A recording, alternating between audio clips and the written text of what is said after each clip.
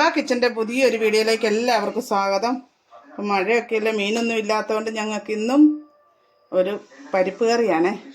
അപ്പോൾ പരിപ്പ് കറി എന്ന് ഉദ്ദേശിക്കുന്നത് ഞാൻ ഇന്നൊരു പരിപ്പും തക്കാളിയും കൂടെ ഒരു പുളിങ്കറി പോലെ വെക്കുന്നത്. അത് ഞങ്ങൾ പുളിഞ്ചാറെന്ന് പറയുവേ. അപ്പോൾ അതിന് ഞാൻ ഒരു കപ്പ് പരിപ്പ് ഇവിടെ കഴുകി വെച്ചിട്ടുണ്ട്. പിന്നെ ഒരു സബോളയാണ് ഞാൻ എടുത്തിരിക്കുന്നത്. ഇതിന് പകരം നിങ്ങൾക്ക് ചെറിയ ഉള്ളി ഉണ്ടെങ്കിൽ ചെറിയ ഉള്ളി എടുക്കാം. എൻ്റെ ചെറിയ ഉള്ളി ഇല്ലാത്തതുകൊണ്ടാണ് ഞാനൊരു സബോള എടുത്തത്. പിന്നെ ഒരു 3 പച്ചമുളക് ഞാൻ കീറി വെച്ചിട്ടുണ്ട്. 2 വലിയ തക്കാളി, 5-6 വെളുത്തുള്ളി നമുക്ക് ചേർക്കണം. എന്ന് വെച്ചാൽ ഗ്യാസിൻ്റെ ഒരു പ്രശ്നം കാരണമാണ് വെളുത്തുള്ളി ചേർക്കാൻ ഞാൻ പറഞ്ഞത്. അപ്പം ഇതെല്ലാം കൂടെ നമുക്ക് ആദ്യം ഒന്ന് വേവിച്ചെടുക്കണം. അപ്പം ഞാൻ ഇതൊരു കുക്കറിലിട്ടൊന്ന് വേവിച്ചെടുക്കാവേ. ആദ്യം നമുക്ക് പരിപ്പിടാം കുക്കറിലേക്ക്. ഞാൻ കഴുകി വെച്ചിരുന്നാണ്.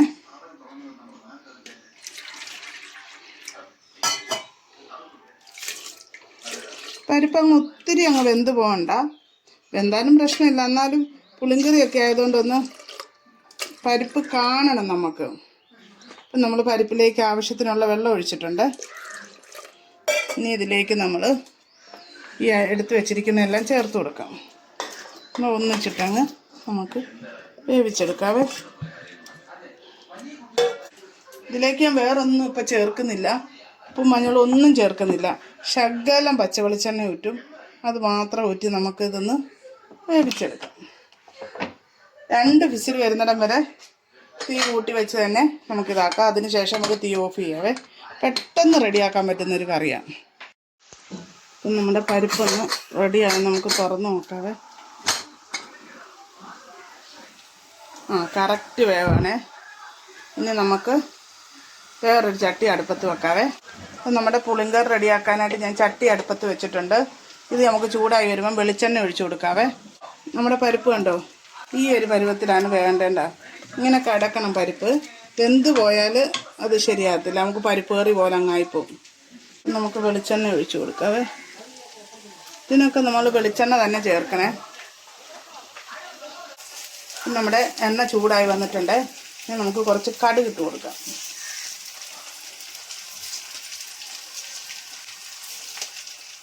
കടുക് പൊട്ടി വരുമ്പോൾ നമുക്ക് കറിവേപ്പില ഇട്ട് കൊടുക്കാവേ.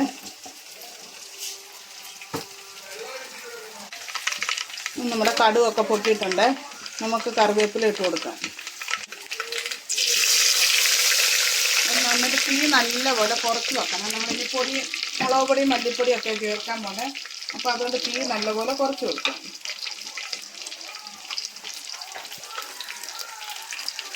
ആദ്യം നമുക്ക് മല്ലിപ്പൊടി ഇട്ട് കൊടുക്കാവേ.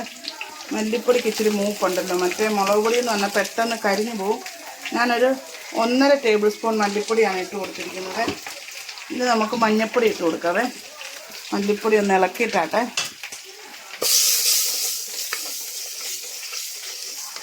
മഞ്ഞൾപ്പൊടി ഇട്ട് കൊടുക്കാം.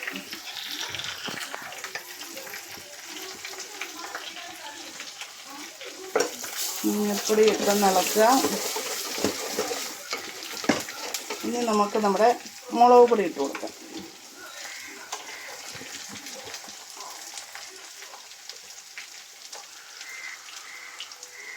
ഒരു 2 ടേബിൾ സ്പൂൺ 2.5 ടേബിൾ സ്പൂണോളം മുളക് പൊടി ഇടുന്നുണ്ട്.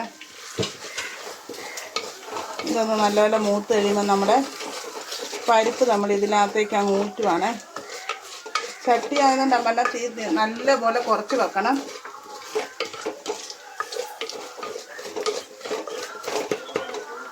ഇനി നമുക്ക് പൊടിയൊക്കെ മൂത്ത് വന്നിട്ടുണ്ട്. നമ്മളെ പരിപ്പിട്ട് കൊടുക്കാവേ.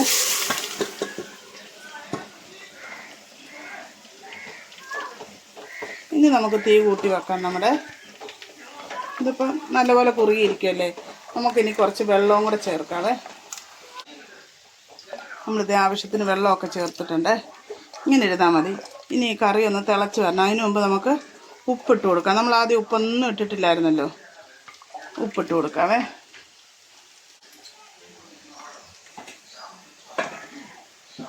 ഉപ്പ് ആവശ്യത്തിന് ഇട്ട് കൊടുക്കുക. നല്ല എളുപ്പത്തിൽ ഉണ്ടാക്കാൻ പറ്റുന്നൊരു കറിയാണ് ഇത്.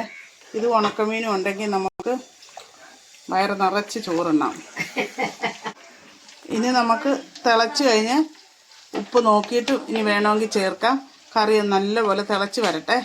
അതുവരെ ഇവിടെ ഇരിക്കട്ടെ. അപ്പോൾ എളുപ്പത്തിൽ ഉണ്ടാക്കാൻ പറ്റുന്നൊരു കറിയാണ്. അപ്പോൾ നിങ്ങളെല്ലാവരും ഇത് ഉണ്ടാക്കി നോക്കണം. എന്നിട്ട് ഉണ്ടാക്കി നോക്കിയിട്ട് നിങ്ങളുടെ അഭിപ്രായങ്ങളൊക്കെ പറയുക. ഈ വീഡിയോ ഇഷ്ടപ്പെട്ടാൽ നിങ്ങൾ ലൈക്ക് ചെയ്യാനൊന്നും മറക്കരുത്. ലൈക്ക് ചെയ്യാനും ഷെയർ ചെയ്യാനും സബ്സ്ക്രൈബ് ചെയ്യാനും ഒക്കെ മറക്കരുത്. പുതിയതായിട്ട് കാണുന്നവരൊക്കെ സപ്പോർട്ട് ചെയ്യണേ. അപ്പം നമ്മുടെ കറി ഒന്ന് തിളച്ച് വരട്ടെ. ഇപ്പം നമ്മുടെ കറി നല്ല റെഡിയായിട്ട് വന്നിട്ടുണ്ട്. നല്ലപോലെ തിളച്ചിട്ടുണ്ട്. ഇനി തീ കുറച്ച് വെച്ച് നമുക്ക് ഇച്ചിരി നേരം ഇങ്ങനെ ഇരുന്നിട്ട് അടച്ചു വെക്കാം. അത് കഴിയുമ്പോഴത്തേക്കും തീ ഓഫ് ചെയ്യാം. അത് ഓഫ് ചെയ്ത് കഴിഞ്ഞാൽ എണ്ണയൊക്കെ തെളിഞ്ഞ് വരത്തുള്ളേ. ഈ തിളയ്ക്കുമ്പോൾ അതിൻ്റെ എണ്ണയൊന്നും തെളിഞ്ഞ് വരത്തില്ല, പരിപ്പായതുകൊണ്ടേ. അത് കഴിയുമ്പോഴത്തേക്കും അത് നല്ല കറക്റ്റായിട്ട് അപ്പം ഞാൻ കാണിക്കാവേ. അപ്പോൾ ഈ ഒരു വീഡിയോ നിങ്ങൾക്ക് എല്ലാവർക്കും ഇഷ്ടമായി ഞാൻ വിചാരിക്കുന്നു. ഈ വീഡിയോ ഇഷ്ടപ്പെട്ടാൽ നിങ്ങൾ ലൈക്ക് ചെയ്യാനും ഷെയർ ചെയ്യാനും സബ്സ്ക്രൈബ് ചെയ്യാനൊന്നും മറക്കരുത്. അപ്പോൾ ഇൻഷാ അല്ലാ നാളെ നമ്മൾ മറ്റൊരു വീഡിയോ ആയിട്ട് വരുന്നതായിരിക്കും. അസ്സലാമു അലൈക്കും. ഉണ്ട് നമ്മുടെ കറിയൊക്കെ ഇങ്ങനെ ഞാൻ മല്ലൊക്കെ തീ ഓഫ് ചെയ്ത് കുറച്ച് കഴിയുമ്പോഴേ നമ്മുടെ കറി ഇങ്ങനെ ആകത്തുള്ളൂ. അതുകൊണ്ടാണ് ഞാൻ വീഡിയോ ലാസ്റ്റ് പറഞ്ഞതിന് ശേഷം ഇതെടുക്കുന്നത്.